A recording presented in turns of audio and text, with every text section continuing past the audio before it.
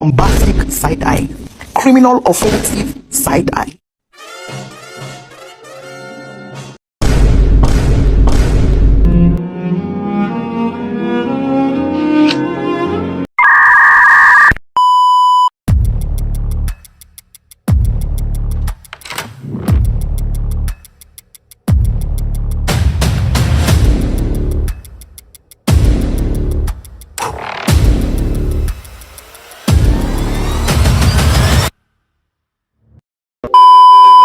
Halo teman-teman, di video kali ini saya akan menjelaskan mengenai hakikat belajar dan pembelajaran serta prinsip-prinsip dan teori-teori yang mendasari.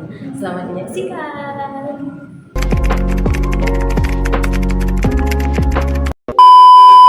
Belajar adalah proses perubahan perilaku seseorang sebagai hasil dari pengalaman dan interaksi dengan lingkungan sekitar.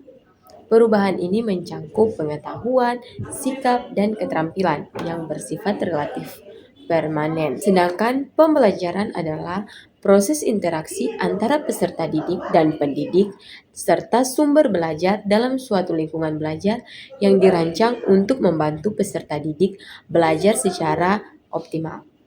A few moments later. Yang berikut prinsip-prinsip belajar. Ada beberapa prinsip-prinsip belajar. Yang pertama, kesiapan. Kesiapan yaitu belajar efektif hanya terjadi jika peserta didik siap secara mental. Yang kedua yaitu motivasi. Semakin tinggi motivasi belajar, semakin besar kemungkinan berhasil. Yang ketiga, perhatian dan minat. Belajar akan lebih berhasil jika siswa tertarik pada materi. Yang keempat, ada aktivitas. Belajar adalah proses aktif di mana siswa harus terlibat langsung. Yang kelima, pengalaman.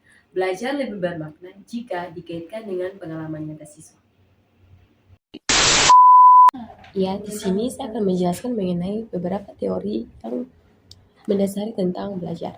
Ada beberapa pendapat para ahli mengenai teori ini. Yang pertama, teori behaviorisme. Teori behaviorisme ini dicetuskan oleh Ivan Pavlov, John B. Watson, B.F. Skinner. Mereka mengatakan bahwa belajar adalah perubahan perilaku akibat interaksi. Dan yang kedua, ada teori kognitivisme. Teori kognitivisme ini dijelaskan oleh Jean Piaget, Jeremy Bruner, dan Robert Gagne. Dia mengatakan bahwa belajar adalah proses pengolahan informasi di dalam pikiran. Dan yang ketiga, ada teori konstruktivisme.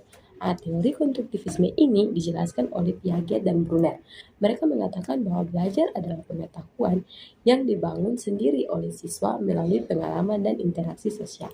Yang keempat, teori humanisme yang dicetuskan oleh Carl Rogers. Dia mengatakan bahwa belajar harus memperhatikan kebutuhan, perasaan, dan potensi pribadi siswa. Dan yang kelima yaitu teori sibernetik yang dicetuskan oleh Robert Gagne. Dia mengatakan bahwa belajar dapat dilihat sebagai proses pengolahan informasi.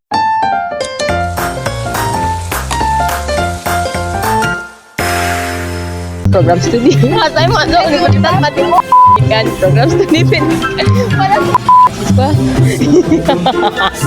Sini saya akan membuat